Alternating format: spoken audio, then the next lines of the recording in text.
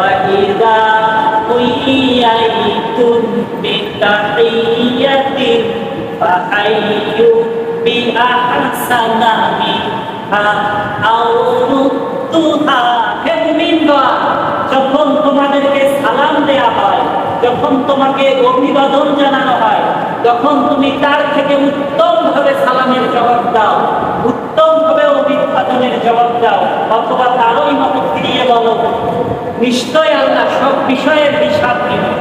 অর্থাৎ কেউ যদি সালাম দেয়, সালামের জবাব না দাও, তাহলে আল্লাহ এই ব্যাপারে তোমাকে জিজ্ঞাসা করবে কেন সালামের জবাব দিলেন।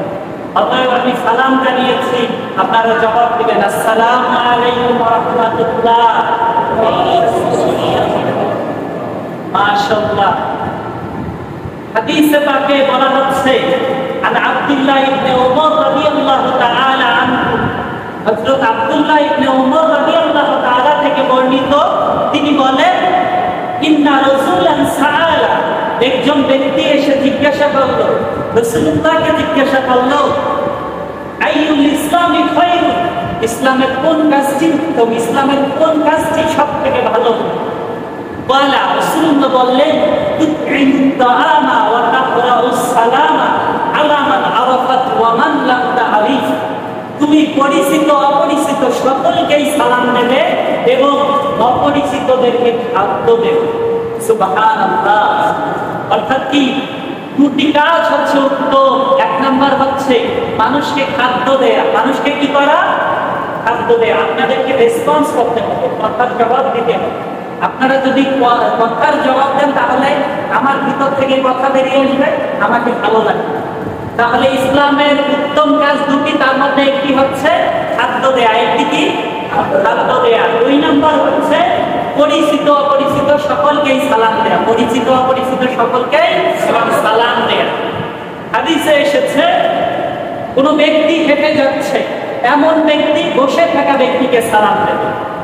আবার বসে থাকা ব্যক্তি আছে, এখানে একজন মোটর সাইকেল অথবা সাইকেল দিয়ে যাচ্ছে, সে ব্যক্তি এই বসে থাকা মানুষগুলোকে সালাম দেবে। অল্প সংখ্যক লোক হেঁটে যাচ্ছে, ওনারা সালাম দিবে বেশি সংখ্যক লোককে।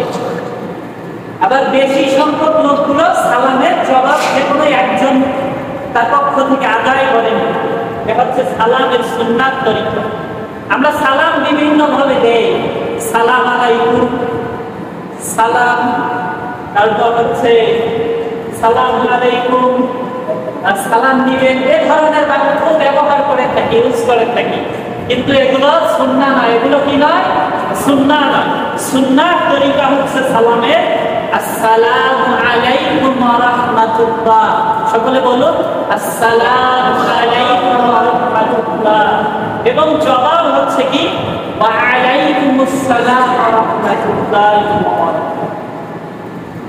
আল্লাহ তাআলা যখন আদম আলাইহিস সালামকে সৃষ্টি করলেন, আমাদের আদি পিতা আদম আলাইহিস সালামকে যখন সৃষ্টি করলেন, তখন আদম আলাইহিস সালামকে বললেন, আদম তুমি ওই ফেরেশতাদের কাছে যাও, ফেরেশতাদের কাছে গিয়ে সালাম প্রদান করো এবং দেখো ফেরেশতারা তোমার সালামের কি জবাব দেয়, এর উত্তর কি প্রত্যুত্তর দেয়।